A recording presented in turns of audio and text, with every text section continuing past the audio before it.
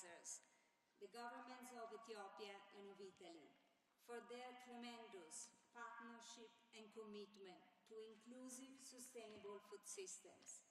We will hear from the Ethiopian Minister, Dr. Ergogie Tesfaye, in our closing segment.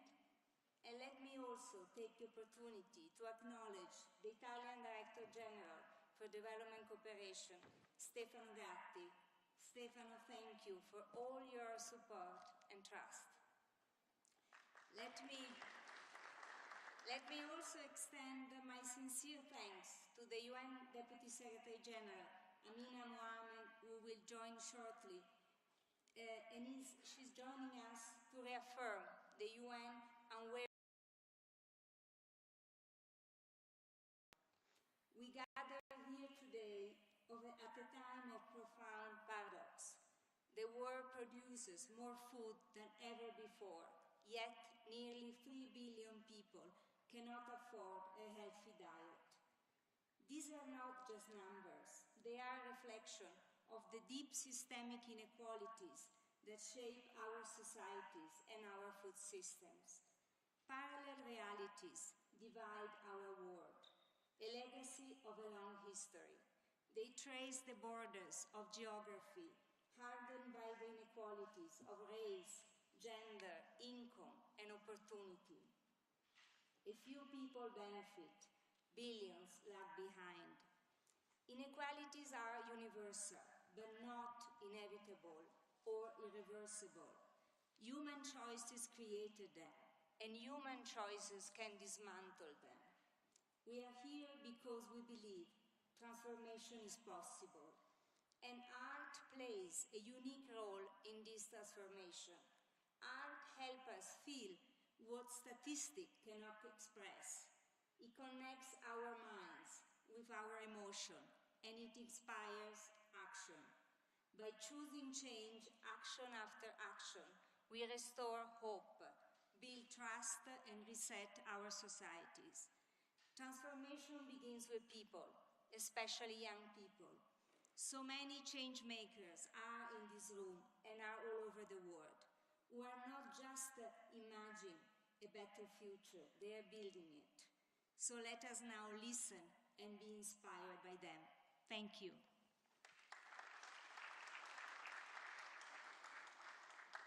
Thank you very much, Marina Ponti, for that inspiring expression. Ladies and gentlemen, as we have just heard, we're about to embark on a truly inspiring and exciting journey. Now, we invite you to experience Parallel Realities, an exhibition launched by the UN SDG Action Campaign with artist Uğur Gallenkuş. His work confronts us with global inequalities and envision a more just and hopeful world. One of Uğur's latest works is here with us today. Last Tree Standing presents a haunting and urgent contrast. A single tree stands alone in a cracked, lifeless landscape, its roots clinging to a shrinking space of green. The last breath of nature in a world suffocated by industrial sprawl. It is a stark visual metaphor for the fragility of the ecosystems we depend on, and the injustice of a world where the consequences of environmental degradation fall hardest on those who did the least to cause it. Let's now watch this powerful video together.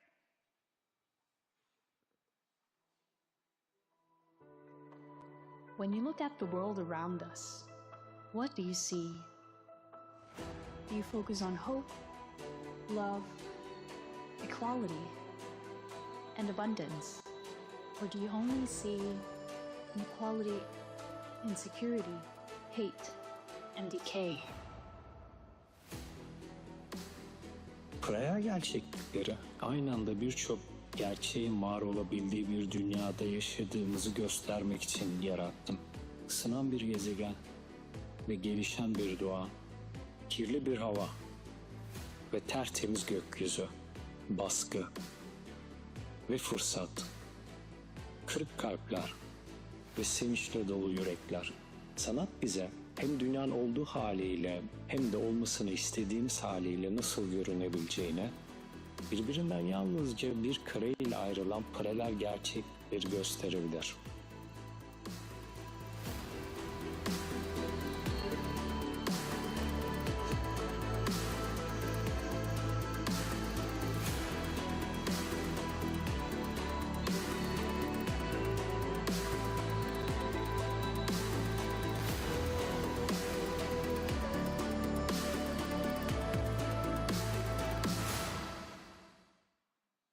transformation is possible. Let's focus on the world we want, and let's build it together.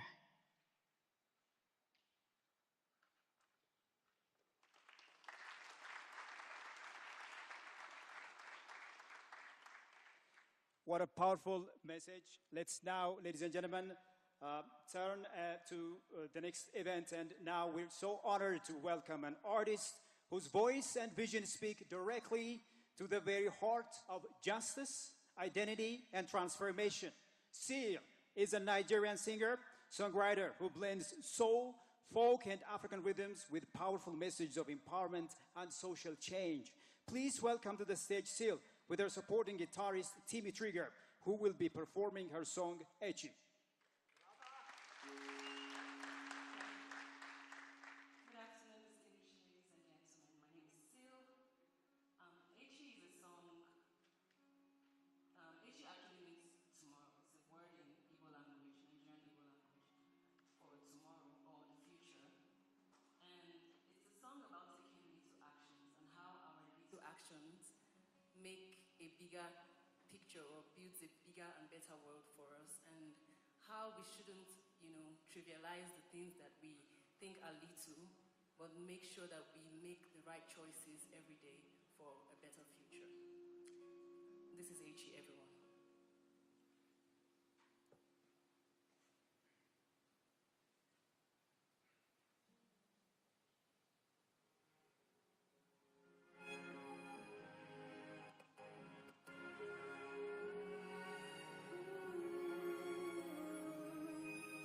Time to take a stand, the world all over this, nothing too small.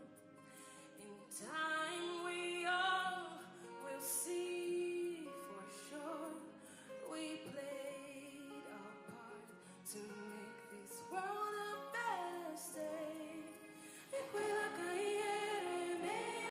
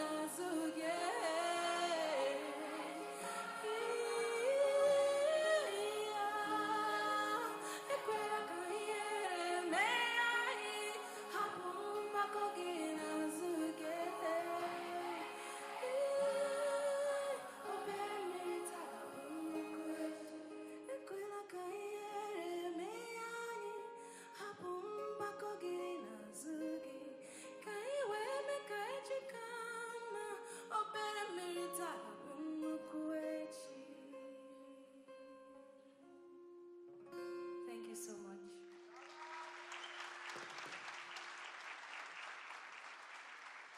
Thank you so much, Sil, for the energy you are bringing into this room. Ladies and gentlemen, now shifting from the power of music to the power of youth, we turn to a message from a global leader who champions the power and potential of young people around the world. Dr. Felipe Paullier is the United Nations' first ever Assistant Secretary General for Youth Affairs. He couldn't be with us in person today, but he has sent a special message. Let's hear it. Dear friends, I'm honored to join you today for this important conversation on young people as changemakers and on the powerful role of art in driving inspiration, action, and transformation. I'm a proud judge of the UN SDG Action Awards, recognizing the heroes of tomorrow. Our world today is home to the largest generation of young people in history, with over half of the global population under the age of 30. This generation carries with it the power to drive a more just, a more inclusive, and a more sustainable society forward to the future. From tackling inequalities and climate change to driving innovation in agriculture and food security, young people are already at the forefront, from grassroots mobilization to global advocacy. Young people are the co-creators of the solutions we need. Alongside farmers, alongside women, indigenous peoples, and local communities, they must be at the center of food system transformation. Because meaningful youth participation is not just a matter of inclusion. It's about improving the quality of decisions. It's about ensuring policies are responsive to all voices. And it's about rebuilding trust between institutions and the communities they serve. Young people bring creativity. They bring artistic expression, which are powerful tools to inspire positive change. Art challenges the status quo. It questions, disrupts, and reimagines the systems that no longer serve us. Through art, young people don't just tell stories. They spark movements, they shift perspectives, and they build bridges across generations. Because art is more than an expression of our reality. It's a force that can shape it. Art gives voice to the unheard and brings visibility to the unseen. It turns imagination into momentum, and it unites people in times of division. So I invite you to keep imagining, to keep hoping, and to keep creating. With my team at the United Nations Youth Office, many of you in this room, because you are the torch bearers of a sustainable, resilient, and just future. Thank you.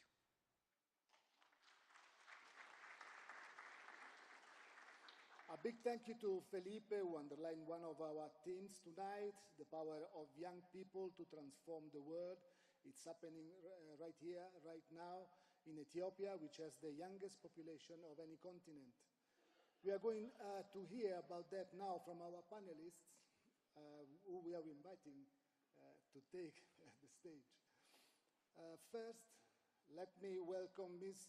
Eldana Samuel, the chairperson of the Nifa Silk Lafto Sub-Cities Child Parliament, and a member of both the Ethiopian and Addis Ababa City Child Parliaments and Child Advocate.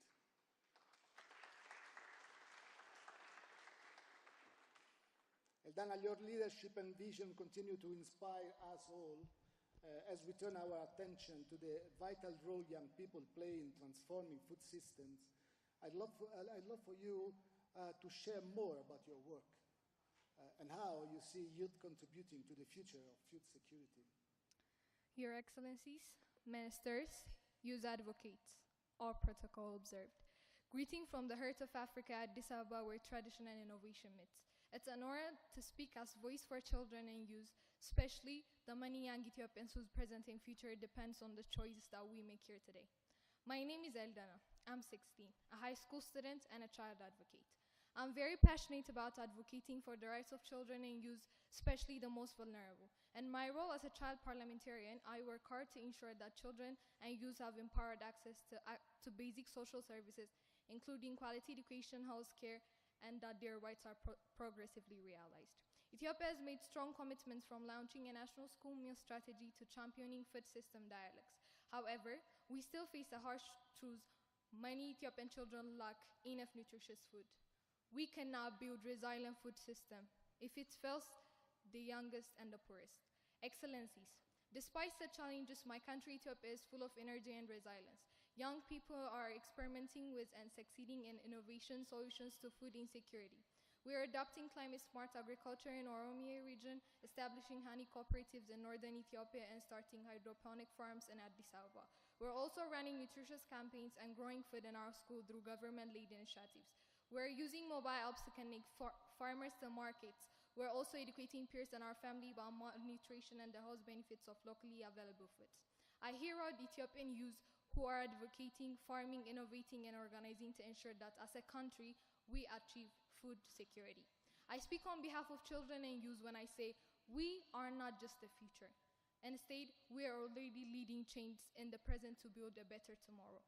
To achieve full success in tackling food insecurity in countries like Ethiopia and even beyond, youth must be involved in decision-making processes and implementing of solutions. To do more, we need systems that trust us, that fund us, and include us. In an ideal world, my vision for food security is a world where no child goes to bed without enough nutritious food, where school meals are guaranteed, and where families can grow or buy food without worry. I also believe that young people should have a voice in creating food systems that are fair, climate resilient, and sustainable. We should be involved in decision-making about agriculture and food distribution and climate actions. Ladies and gentlemen, as we host the world here in Addis Ethiopia, continue to lead by an example. Representing children and youth of Ethiopia, I call on our leaders, both national and international, to commit to these four actions. First, increase national investment in child nutrition. From infancy through school age, no child should go without nourishment. It is important to scale up from food programs linked to the first 1,000 days of a child's life, while ensuring that all health centers screen for malnutrition. Second, guarantee school meals for all children. No child should be forced to choose between education and food. For example, a national school feeding strategy is a commendable start, and it's now time to allocate more funds to fully expand the great initiative. 3, support youth-led agriculture and nutrition solutions. Create grants, innovation hubs, and vocational programs for youth in food production, processing, and agricultural training should be supplemented with tools, equipment, and resources such as land to apply what is learned. And lastly, institutionalize youth voices in food governance. Establish youth council at regional and national levels with ministries, including the Ministry of Agriculture, Health, and Education. Let us, the youth, help in shaping the policy we live by. Distinguished guests, I hope that this Addis Summit will not just be remembered because it happened, but that it shall be remembered for the actionable commitments that were made to ensure no child goes to bed without enough nutritious food in Ethiopia, Africa, and across the globe. As I always said, Article 12 of the UNCRC guarantee our right to be heard. Voice for children and voice for the youth. Thank you. I'm Second.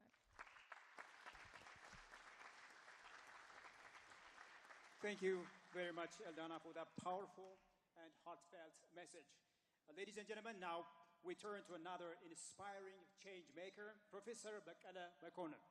He's a renowned contemporary visual artist, poet, and educator from Ethiopia, whose work invites us to reimagine justice, identity, and sustainability through the lens of art. Professor, I have one question for you, sir. How can art help us confront the inequalities embedded in our food system and inspire collective action for change? Thank you. Thank you so much.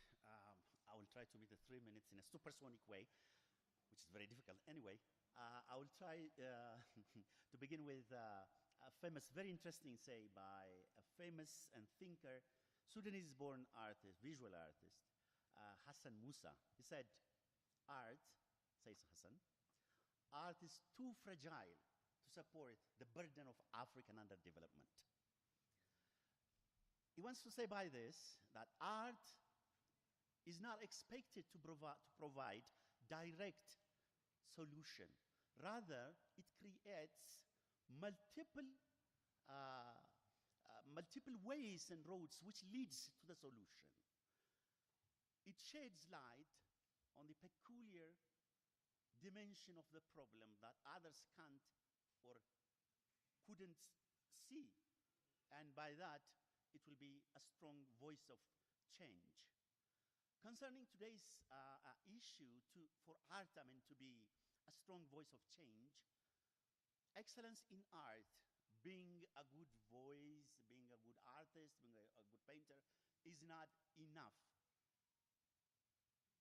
The young people stay aware or be aware of how the global economic system, the global economic structure operates, how the global political economy operates. Otherwise, art remains a sheer entertainment. It's anesthetic object than aesthetic voice of change. Thank you.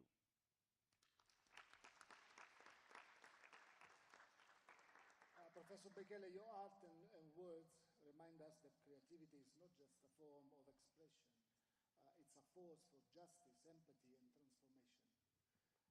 Thanks to our panelists for showing us how young and creative entrepreneurs are at the forefront of such changemaker. She's using science and innovation to tackle some of the most urgent challenges facing our food systems and our planet. She's a Kenyan engineer, social entrepreneur, and winner of the UN SDG Action Award for her circular economy work. Welcome, Nzambi. Thank you very much. I think the time couldn't be ideal because now I can speak of the art of science. And what do I mean by this? My name is Nzambi Matee. I'm an entrepreneur based in Nairobi, Kenya. And what I do, I'm in the waste space. And speaking from a waste perspective, the biggest cause of food loss, I truly believe from my work, is food waste. And when you see it from that perspective, you're able to see how thousands and thousands of Kenyans, speaking from my perspective, they're living from the Dandora dam site to the point where they not only earn their living, but that's where they get the food. Imagine someone eating from trash. In that same frame of reference, I truly believe it's inhumane for someone to throw food whereas another is dying of hunger. But let's be clear, I truly understand that most of the food waste is caused by systemic change, systemic lack of proper plans and infrastructure. I'm speaking of cold chain systems. I'm speaking of transportation systems. And these can be huge, that are very government focused. But what can we do as Kenyans? What can we do as Africans? What can we do as global citizens? And that's why I come and stand and believe it is time. If you're a fund, if you're a government, if you're an institution, let's invest in Africa-based solutions for Africa-based problems. I truly believe that Africa, I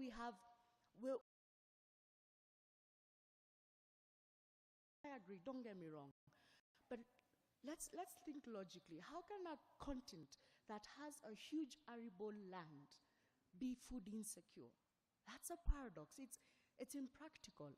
And I truly believe that it's time that we Africans, let's invest in our own systems to make our own selves food secure. Let's invest in that small farmer. Let's invest in that small distribution process. Let's make ourselves food secure. It's time as Africans we folded our sleeves and actually got the job done. It's time we stop getting aid and start doing economics and commerce. And speaking from business and science, I think that is the only way, because I truly believe the person with the problem is the person with the solution. Thank you very much.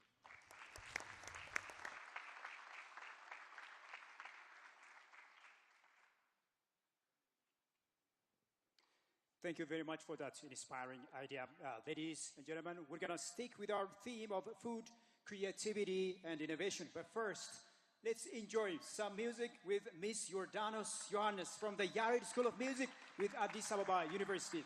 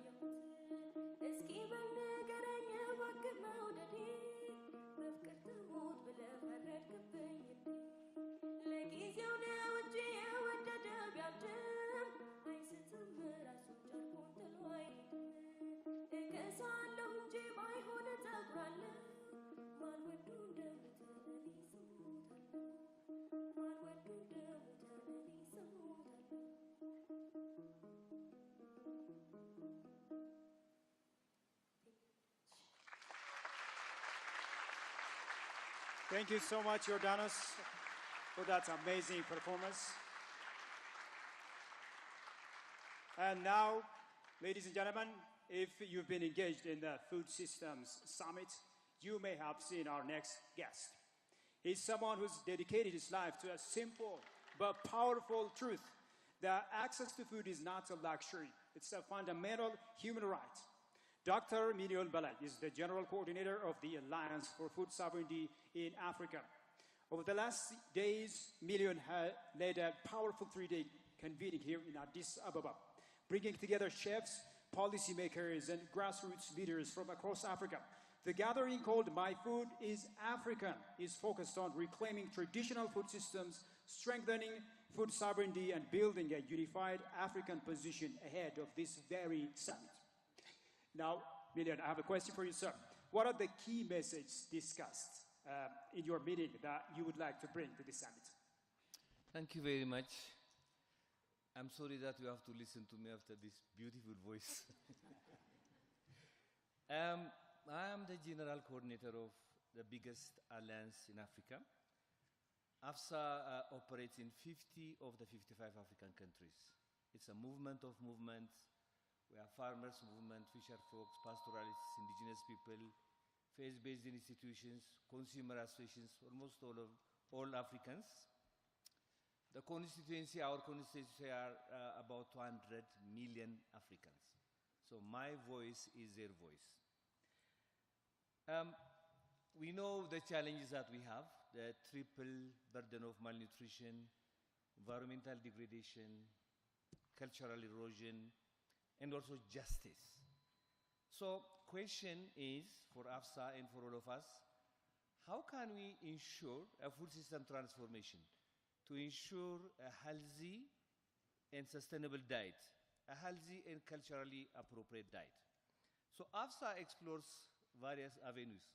One of the avenues that we wanted to explore is why don't we bring chefs, policymakers, CSOs, media together in a room and use cooking and food as a way to explore issues.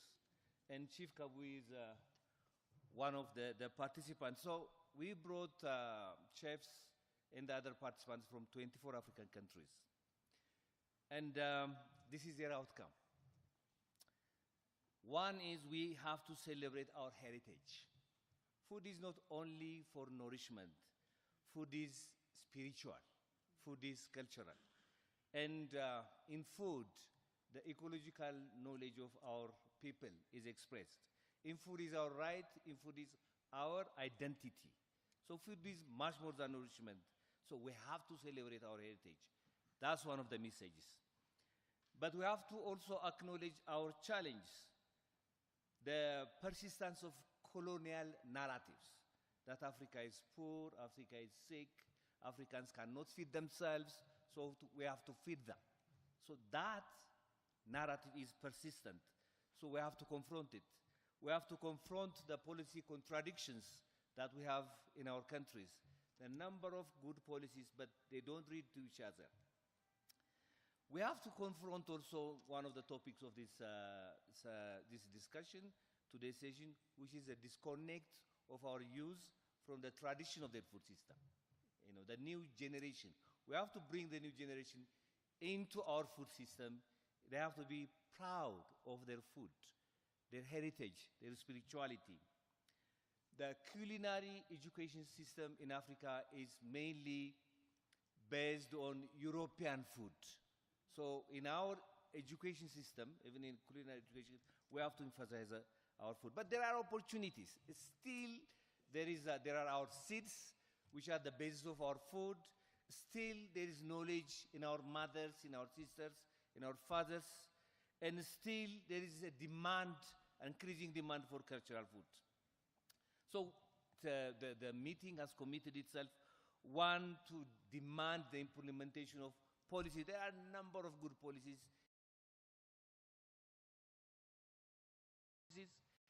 And we have to confront the narratives that I have mentioned, and we have to uplift everyone, including our chefs.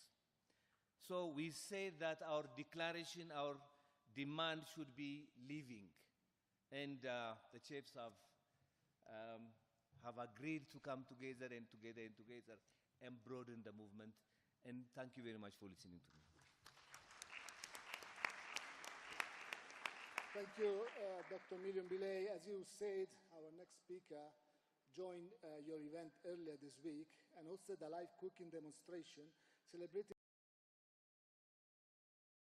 African cuisines and spotlighting the continent's culinary heritage as a pillar of food sovereignty. Chef Kabui is a renewed food justice advocate and a creator of Afro-futuristic conscious cuisine. Let's take a look at what he has been serving up to here at the summit.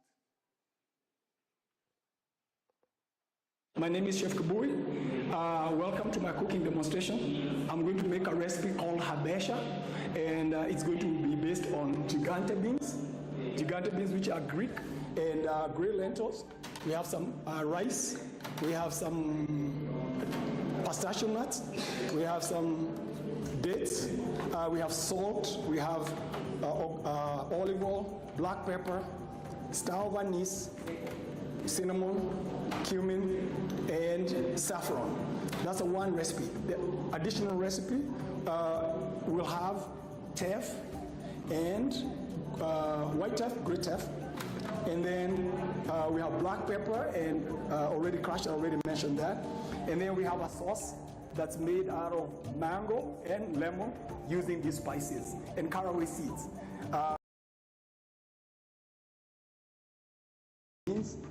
And now we start cooking.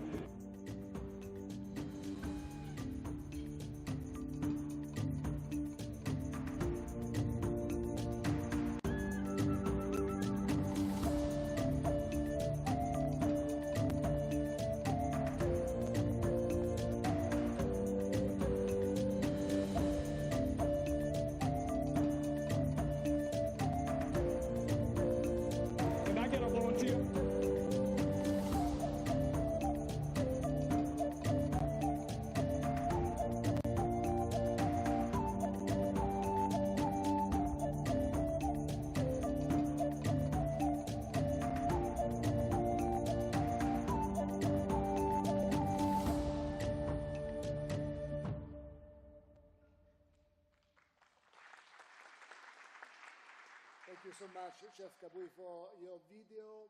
Can you tell us in 1 minute what is your message? Message is very simple. It's that African youth have to start by being examples themselves. In anything you do, you have to have a destination, a purpose, and a plan. Afrofuturistic conscious cuisine is one such example. Is Afro, has rhythm, Afrobeat. It has roots, heritage in Afro. I'm African. It has a direction. I want to eat so that I can be here in the future. I want to be here in the future. How? By making sure I take care of the environment, and I want to be here in the future in a world that is just. So it's Afro-futuristic and it's conscious. I want to do that very consciously. There's only two ways of existing. You can be here as alive or sleep. If you sleep, it's a form of hypnosis. So I want to be here conscious and being active and a participant in creating positive change. And it's a cuisine. We have to eat. You have to feed anything, you have to eat. So that's my message, simple message. Thank you very much.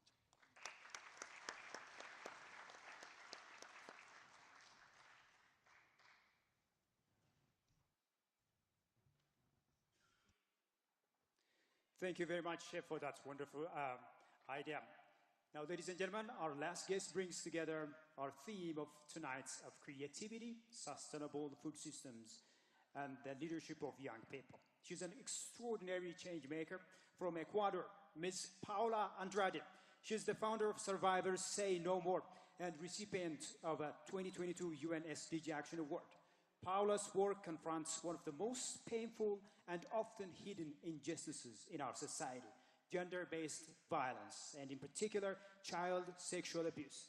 As a survivor herself, Paula has transformed her personal journey into a powerful movement for justice, shifting the narrative from victimhood to that of super survivor. Her message reinforces indigenous knowledge, food sovereignty, and the urgent need to defend ecosystems that sustain life and culture. Before we hear directly from Paula, though, we will first watch a short film she created titled Roots of Hope. In a world shaped by parallel realities, where borders and systems seem to divide us, we must pause and breathe to see with different eyes and step into a shared vision rooted in hope. Let's shine a light on Africa and South America, two distant yet resilient territories of the global South, united by the ancestral wisdom of their people. They know that to protect the land is to pass on wisdom, to hand over knowledge as a gift to the next generation, so that youth may rise as a global change maker, ready to become the heroes of tomorrow. This is a path made of invisible roots, a space where bare feet touch the soil, and once silenced voices become action, memory, and hope. Here, food is more than sustenance. It is a language of justice, of identity, resilience, and belonging. Through food, rituals, and protection, we remember that the seeds we plant today carry stories of survival and a collective power. In a world that produces more than it consumes, yet where millions still go hungry, we are reminded the answers live in women who nourish and protect, in youth who listen and lead, in communities that transform memory into action. Because we are what we remember. We are what we protect, what we pass on. We are called to return to our roots, where hope is planted, wisdom is shared, and the future begins. Let us transform silence into voices of justice and awaken the guardian brain in each of us. The inner compass that protects life, nurtures the land, and restores dignity.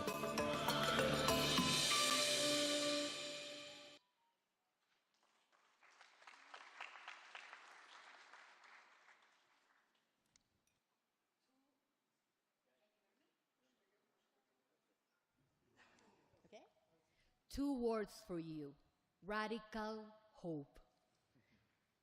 I was abused by my father and 9 other persons since I was a baby till I was 16. For me, radical hope is not a naive thinking. It's a promise that you made to yourself to understand what happened to you in order you can solve it, so nobody has to go through the same problem. I'm here talking to you because half of the change makers that you want to inspire through art, through creativity, for food security, are going to be or have been victims of violence. There won't be food security unless we change our brains. You know, we have reached 4.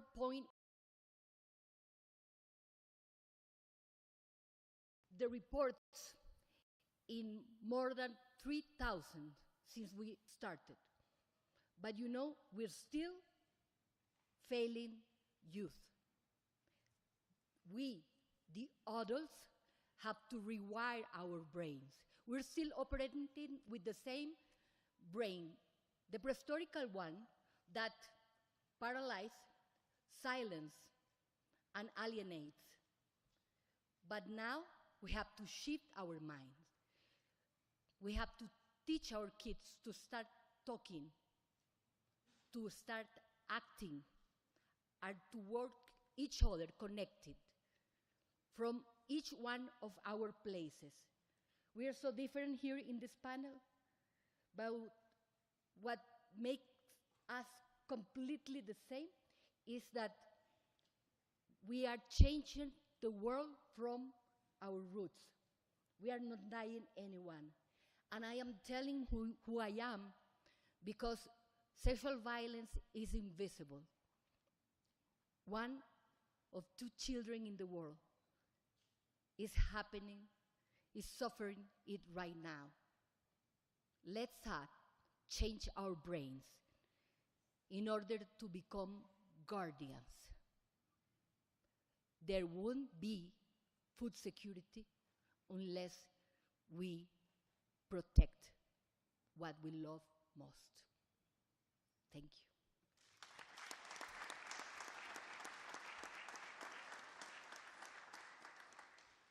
What a message.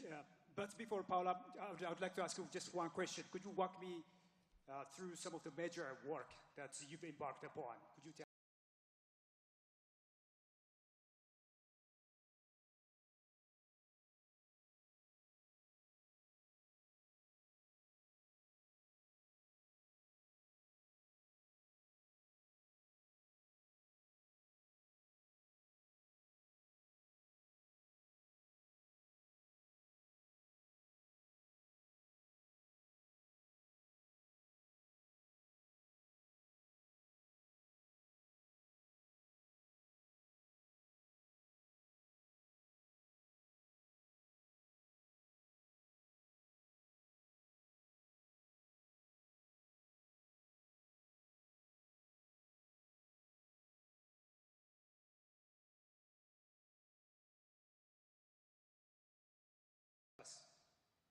some of the things that you're doing now? Oh, well, first, art has been time because I feel the youth is ready. They talk. They want to do something. You know, we raised a focus group on each city in Ecuador, and for a campaign we were creating with UNICEF that was called "You Decide." And you know what they told us in every city? Actually, we don't decide. We talk, but the others don't listen to us. We report, but they don't know what to say. So in a way, this new paradigm is a way to evolve. In the era of the connection, we are disconnected. In the era of the communication, we must evolve to protect.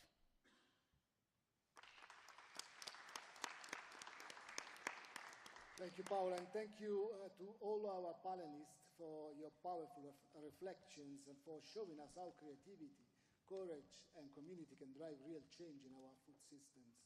We now kindly, but you already know, we now kindly request all our panelists to return to their seats to enjoy the rest of today's event and to reflect on this moment and to help us forward. It is now my great honor to welcome to the stage a global leader who has been a tireless advocate for sustainable development, equity, and dignity for all. Please join me in welcoming the Deputy Secretary General of the United Nations, Ms. Amina Mohammed.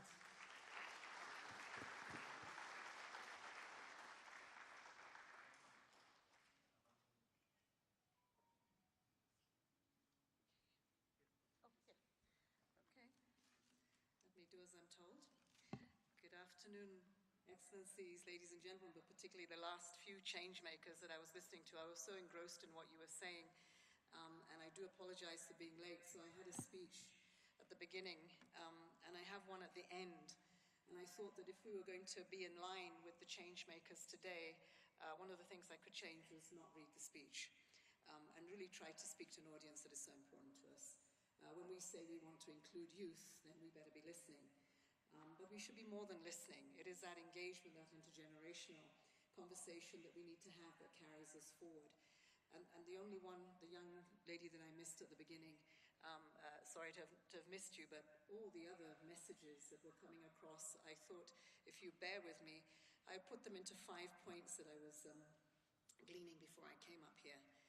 I think first that we've heard today really is the reality, and we continue to hear about how the geopolitics of today have really widened the gap in terms of trust, even though so much has been gained and that we have all the tools and the resources in our world. They seem not to be shared. They seem not to be as accessible. There seems not to be a sense of urgency and the scale at which things have to happen to make a difference in people's lives. And how do we know that? We produce year after year reports that tell us that we are failing, reports that tell us that we are not making the goals. We have the Sustainable Development Goals, and they have 2030 to go to. And our report this year tells us that we have only gone 35% of the way. But that's an aggregate figure. It doesn't tell the stories of what is happening across the regions. And so the reality is pretty grim. The stories we tell about the burden of this that falls on women and the less privileged, the stories that tell us about what is happening in our global economy, that when we recovered from COVID, we didn't recover equally. When there is a war in Ukraine, that impact is felt in our food systems, it's felt in our energy systems, that we see injustices that we do not know how to get around, whether it is in Gaza today and what we see with starvation, or it is in Sudan where we have inaccessibility to go and meet those who need it most to see another day. And so the reality is really grim.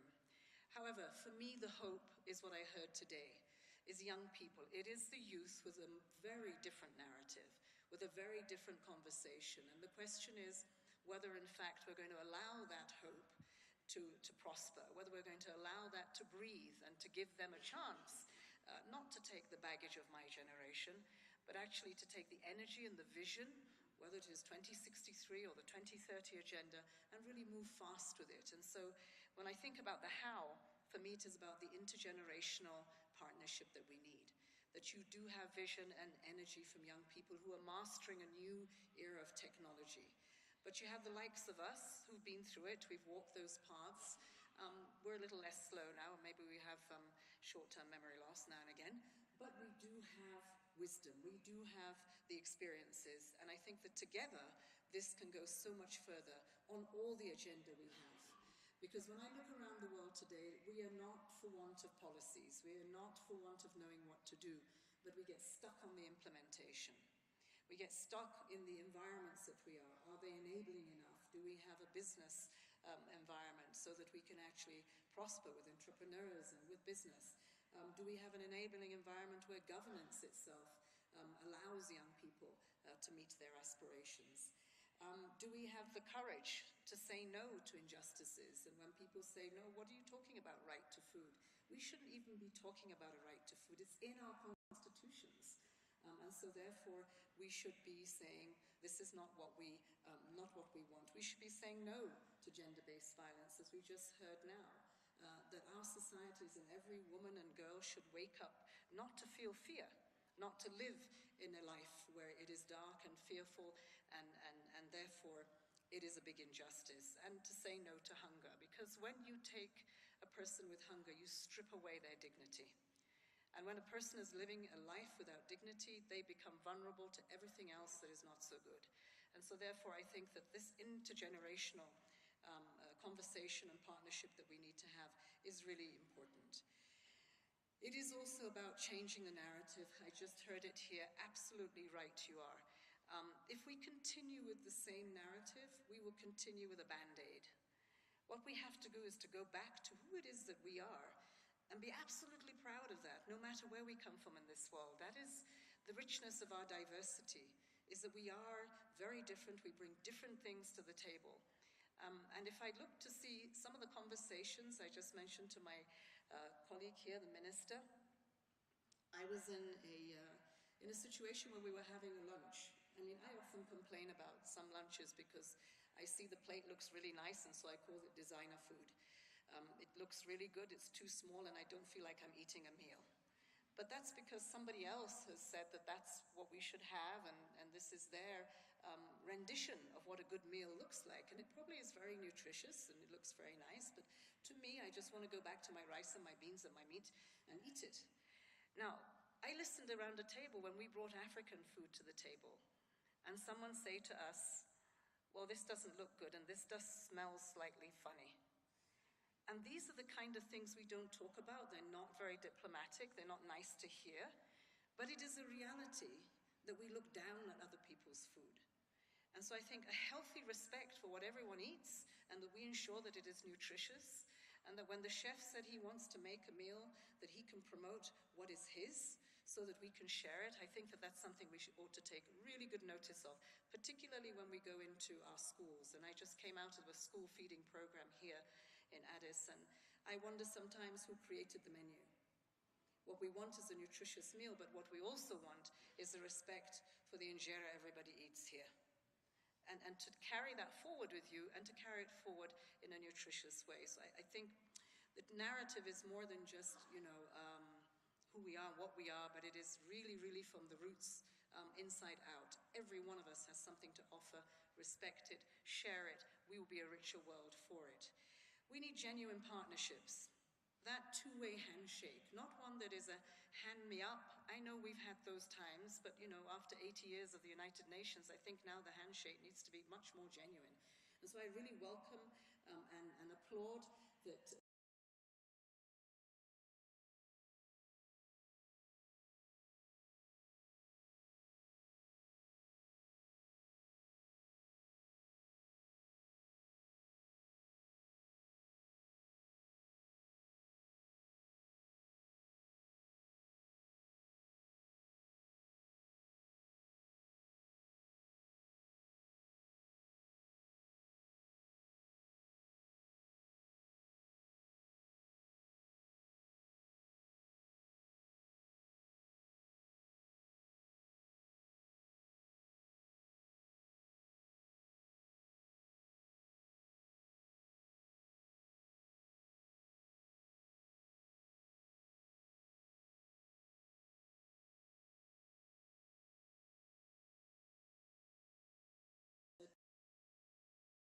today we have Ethiopia and Italy co-hosting this event. That's, for me, a handshake that's taken from Rome, where we've had this meeting twice, and we come to Africa.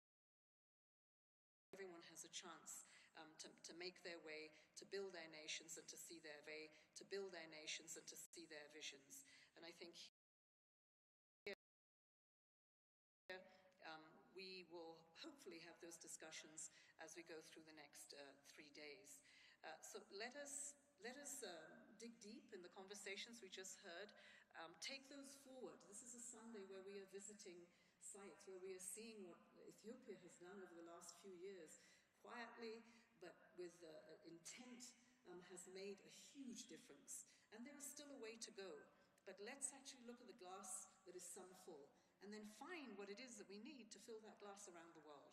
And I think we heard from the people on the table today, the change makers.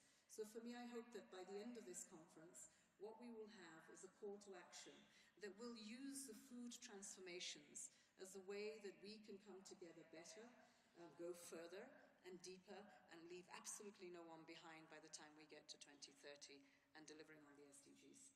Thank you.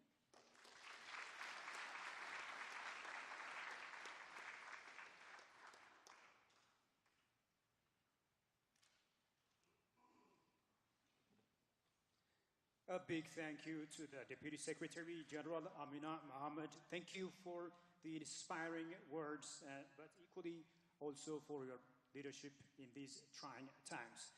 Ladies and gentlemen, we hope that by now you will know that transformation is possible and that it starts with each of us, with the power to imagine the world we want to see and the determination to build it together. We still have an energizing performance left in store for us to the end of the event. But now, it is my great honor to welcome to the stage Dr. Ergogie Tesfaye, Ethiopia's Minister of Women and Social Affairs, to deliver closing remarks. Dr. Tesfaye is a leader who has long championed inclusive development and the power of youth and creativity to drive transformation. Your Excellency.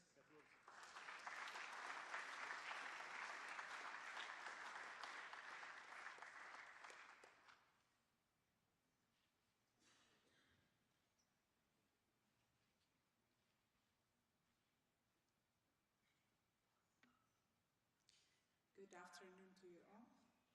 Your Excellency, Amina Mohammed, Deputy Secretary General of the United Nations, Excellencies, distinguished delegates, and most importantly, our vibrant youth, ladies and gentlemen, all protocols observed. First, I would like to recognize and commend our teams from Ethiopia, Italy, and the United Nations for the great collaboration that leads to successful convening of this event. I just would love to say congratulations. I also would like to extend my heartfelt thanks to the young people present here and also in an internet out there in the world, artists and panelists who have given us momentous experience at this event. Thank you very much. It is with great urgency and optimism that we conduct the Stocktake Summit for Food System. It's urgent because the challenge faced food system today, underproduction, climate shocks, and persistent hunger, which requires immediate and transformative action. The optimism stems from the collective commitment we share and the innovative solutions we'll put forth over the next 3 days. Our discussion will underscore a fundamental truth, that is, the future of food system depends on the meaningful participation of our young people. Involving youth in agriculture and food system is not just about increasing food production. It is about creating decent jobs, fostering economic growth, and building resilient communities that can withstand climate change and economic downturns. Agriculture has long been perceived as a sector of last resort, arduous labor, limited opportunity, and outdated practices. It is our collective responsibility to fundamentally change this narrative, as it has been said by the former speakers as well. It is critical that we make agriculture not just a viable career path, but also an attractive, dynamic, and prosperous endeavor for our youth. Art and creativity, as we have seen earlier in this regard, play an instrumental role in achieving these objectives of youth mobilization and positive narrative creation. Excellencies, ladies and gentlemen, for Ethiopia, agriculture is a cornerstone of our economy, offering 35% of jobs to our youth and 1/3 of our GDP.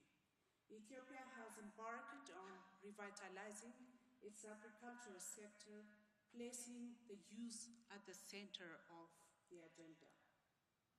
Furthermore, the broader African Union strategy and agriculture mainstreams the critical role of youth in building sustainable agri-food systems. We must recognize that investing in our youth in agriculture is an investment in our collective future, filled with food security, prosperity, and sustainable development across the globe. We have seen promising results when we empower our youth. For Ethiopia, Yelemat Trofat, which we call it Bounty of Basket, as Her Excellency visited this morning, our National Food Sovereignty Project, and the Green Legacy Initiative that continued to plant over 40 billion of trees in the past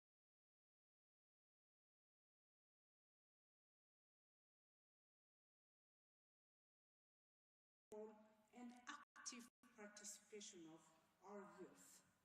In this regard, I just would love to mention that over 24 million Ethiopian youth were engaged in volunteer activities in realizing these national initiatives. We understand that attracting young people to agriculture requires a fundamental shift in approach. In this regard, I would like to conclude my speech by recommending 3 action points required from this summit. First, enabling environment for agri-entrepreneurship. We need to enhance access to productivity resources like land, finance, and productive inputs for young people. We need to create an enabling regulatory and policy environment that encourages innovation. Second, investment in agri-tech, innovation and digital literacy is very important. We must increase investments in modern agriculture, digital solutions, and digital literacy programs that appeal to the young people and encourage them to participate in agriculture.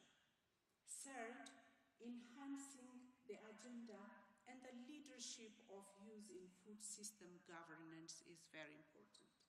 We must ensure that young people are actively involved in the decision-making process from policy formulation to implementation and also monitoring.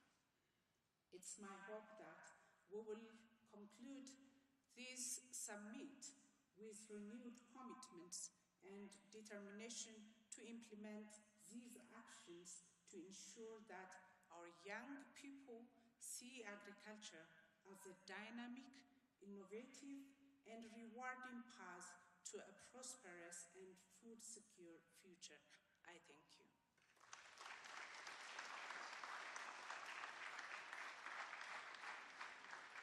Thank you, Minister, for those inspiring and deeply grounding words.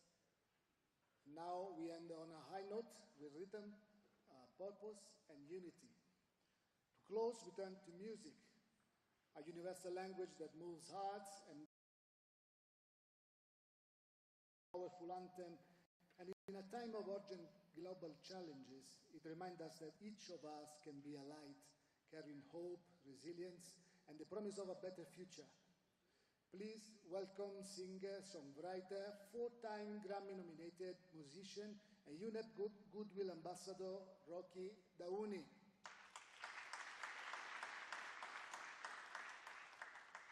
How are you all feeling today? It's been an amazing day to listen to the incredible speeches and know that whatever we are working on here, we're carving the future ahead of us. So when we are architects of the future too, there is an importance for us to align our purpose. And the way to align our purpose is also to sing together. So if you all want to sing together with me, I want everybody to stand up because we have all been sitting down all day long. So let's all stand up. And let me see your hands, show your